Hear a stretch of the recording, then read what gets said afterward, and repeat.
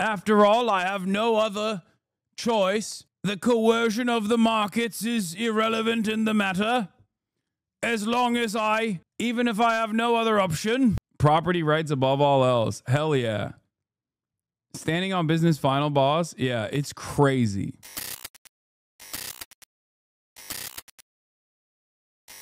Yeah. Remember the lady, Patty Morren, sociopath, that the White House was parading around, who was the mother of a American who was slain by an undocumented migrant.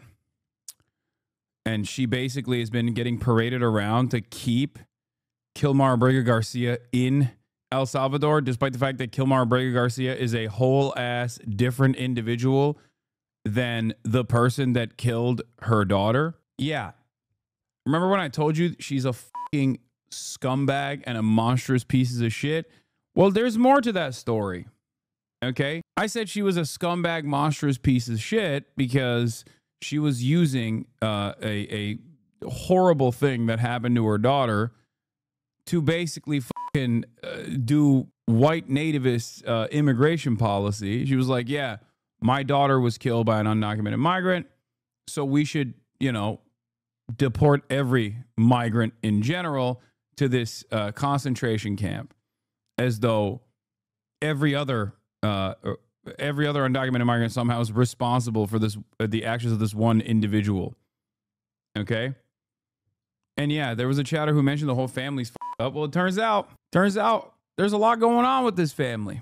Turns out she's being fucking sued by her murdered daughter's children because she stole all the money. Rachel Morren allegedly stole all the money from the fundraising proceeds from her own fucking family, dude. Rachel Morren's children allege their grandmother and aunt are keeping fundraising proceeds from them, lawsuit claims. Let's take a look. As the Banner reports, that lawsuit alleges that Morren's 5 children have not received any of the proceeds from crowdfunding efforts started by family members. It also says Morren's mother, Patty, and sister have kept the money. Yeah, conservatives are bad people. They're just bad. They're just bad people, dude. For themselves. Lawsuit also names one of Morren's daughters, who is a legal adult, as her next of kin, an executor of Morren's estate. A law firm representing Patty Morren says those funds have been placed in a trust fund for the children. And the awful. Now, the other thing that I want to mention here, of course, is that, I mean, she's an awful piece of shit already, even before this. Okay? But what I find particularly funny about this story is that this story, this news report from CBS, is from a year ago. Okay, it's from a year ago, which means that the White House didn't even do basic background checks on the person that they're parading around to make this insane argument. And I think it's because they just don't give a shit. Because even if you bring this up and go, this person is a psycho, they don't care. Nobody cares anymore. No one cares about like people being bad. No one cares at all. It's really up. That's why I was talking about the content cop and saying how like this is a very different internet. It's a very different internet than what it used to look like in the original content cop era. Nowadays, I think, especially on the right, or especially when you get that reactionary bug in you, in your mind, you not only entertain your favorite people being bad, you actually rally around that kind of behavior. Like reactionary commentary in general has always been on the wrong side of history. But at least in the past, right-wingers would try to ascribe a positive association to their worldview, a morality to why they were doing what they were doing or what they were advocating for. I'll give you an example. Perhaps one of the best examples of this is around abortion. The reason why the abortion conversation is fought on the boundaries of pro-life versus pro-choice is because right-wingers very deliberately, in an expert move, marketed their position not as anti-choice and stopping women from having bodily autonomy, but instead around defending life. There's a reason for that, because they wanted to market their controlling, domineering attitude in a somewhat moral or morally righteous way. Right-wingers don't do that anymore. If the abortion conversation had started now, I know for a fact that it would not be fought as a pro-life movement. They would call it pro-control movement. The Nick Fuenteses of the world already give the game away when they say, your body, my choice. Right-wingers nowadays went from yelling about liberals' virtue signaling to actively vice signaling. It is all just vengeance. It is all revenge, a revenge fantasy that they've built in their minds. I'm serious. This kind of stuff is a clear indication of that. Saying Haitians are eating cats and dogs, and then when someone corrects them, going, you just don't care. You don't know. It's not, you're just oblivious. Or, yeah, I have to tell stories so that people pay attention to what I have to say. Or, the only difference between an undocumented Haitian and a documented Haitian is just documentation. And that's the reason why I call all of them illegal aliens, because I want to take their documentation away. Like that, all of that is straightforwardly vice signaling, doing pain to vulnerable populations, doing pain to marginalized groups. They run with that now. Does that make sense? It's no longer about even trying to present dishonestly, mind you, but present like a marketable, morally righteous position for them. It's all vengeance. It seems to me like this is a reaction to the left claiming the moral high ground, virtue signaling so hard the last couple of years. The right just out of spite went in the opposite direction, claiming the moral low ground to counter that culture. No, the reality of the matter is they've always been this way. They're just not marketing anymore because I think they're winning so much that they don't even see the reason to. And winning on the front of like Twitter and whatnot, that has caused them to think that their positions are actually very popular. This is something that I've said quite a bit. The internet has become more and more reactionary. It's become more reactionary consistently. And it got especially worse after the Twitter, the Twitter purchase from Elon Musk. And I will admit that I didn't think that it would get this bad. I knew that Twitter would be bad, but I thought it would just be trapped in Twitter. Not realizing that if one platform actively, one of the major platforms, even if it's not the most popular one, actively becomes a neo-Nazi shithole, that actually breaches containment and has a secondary impact all around on other platforms as well. Because whatever's making waves on Twitter ends up making itself on even Twitch, making news even on Twitch, making news on YouTube, making news on TikTok. So I think that this echo chamberification and 4chanification of Twitter and all the other subsequent platforms also becoming more and more right-wing, benefiting from the permission structure created on Twitter for neo-Nazi sentiment. I think that is causing right-wingers to think that they are winning on the propaganda front, that like the everyday Americans are becoming infinitely more right-wing. And to a certain degree they are, not because of Twitter, but because of like Joe Rogan. Because something pops off on Twitter, Joe Rogan sees that, he talks about it, all of a sudden, that is in front of millions of Americans who love Joe Rogan, right? So it's like when you realize just how large the nation of Asman really is, it's just decades of gamer brain rot now mainstream. Yeah. The reality of the matter, however, is that the political movement associated with this kind of vice signaling is still, in my opinion, unfashionable to the average person. Like, normies are not as brain rotted as we think they are, judging by what the internet looks like.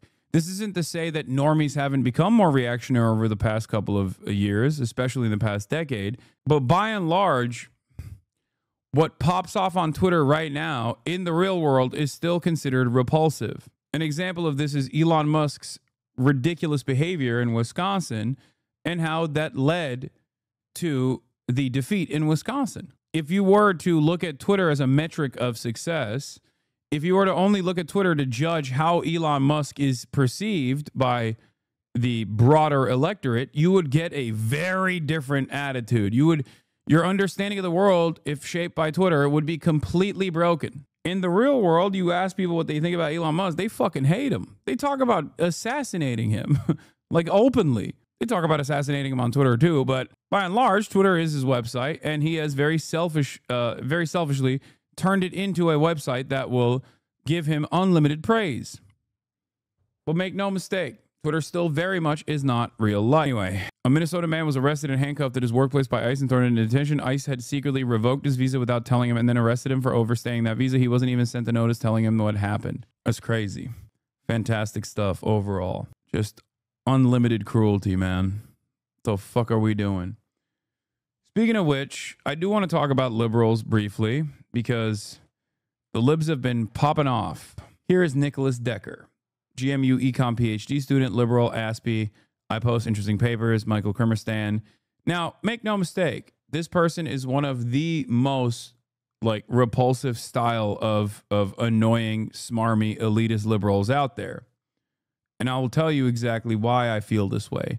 Not because he has the globe emoji in the bio, which is a telltale sign that the person you're talking to is going to be horrible, but because I've seen some of the other things that he has advocated for on the timeline. Having said that, I will offer critical support to him in this trying time. Nicholas Decker wrote an article.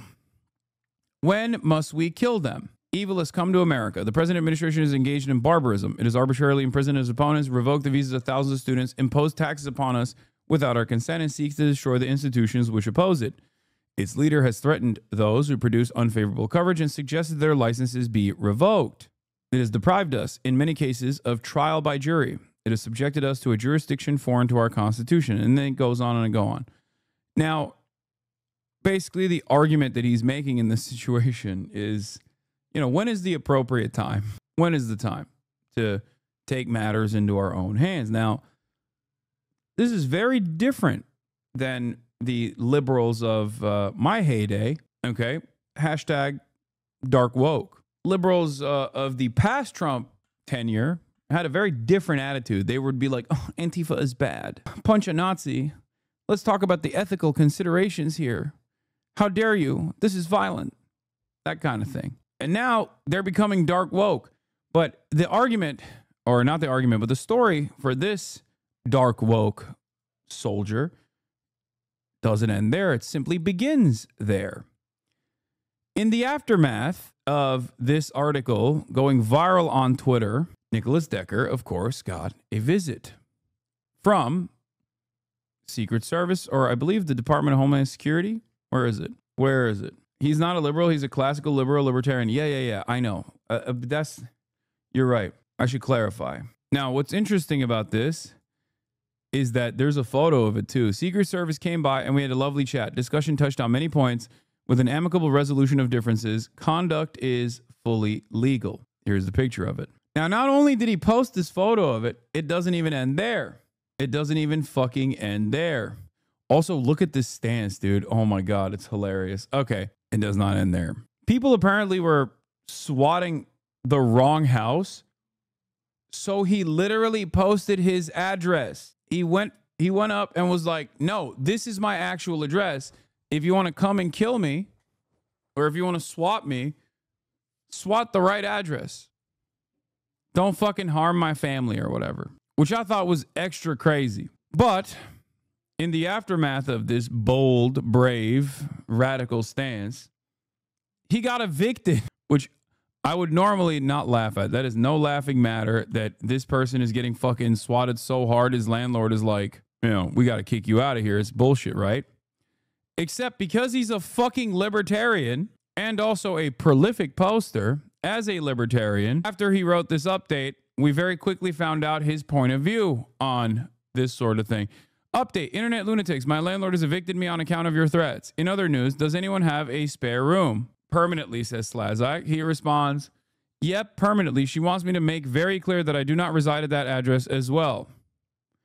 Have you actually violated your lease? On what grounds can she evict you? Endangering the peace and quiet enjoyment of the property. Now, of course, you got Ushanti, who is a very kind and tenants union organizer that immediately rushed to help.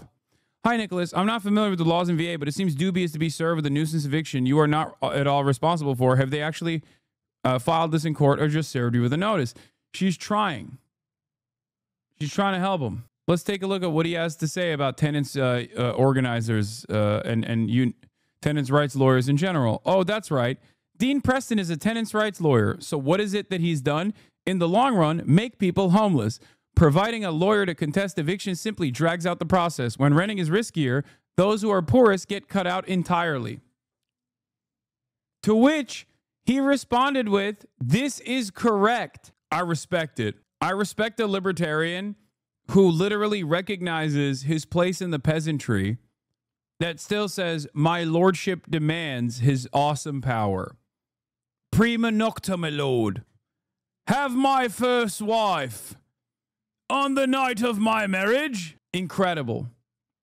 Incredible.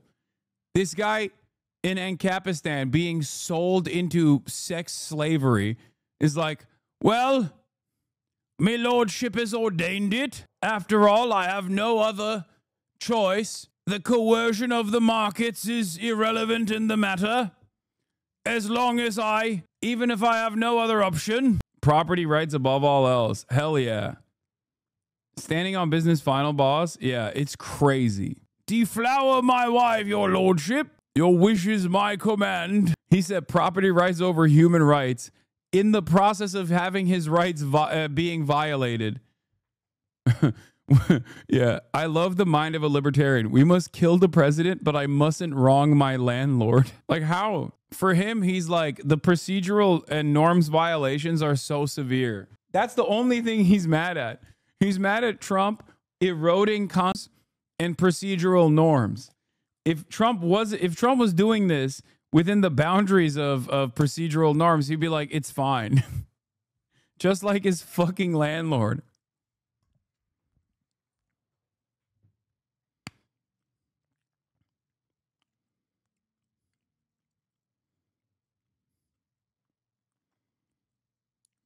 Anyway, much love to Nicholas Decker. I look forward to where he goes on this journey. I respect his commitment to his libertarian framework, where, you know, as long as the non-aggression principle is not violated, he understands the power that a contract holds, and he will quietly be evicted for literally being swatted endlessly.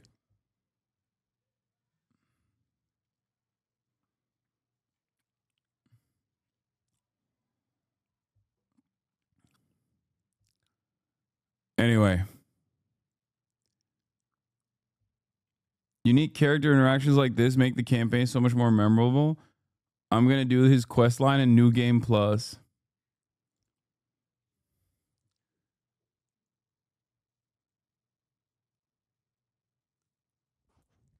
Your ad hominem is a nap violation. He might take me out for that. Honestly.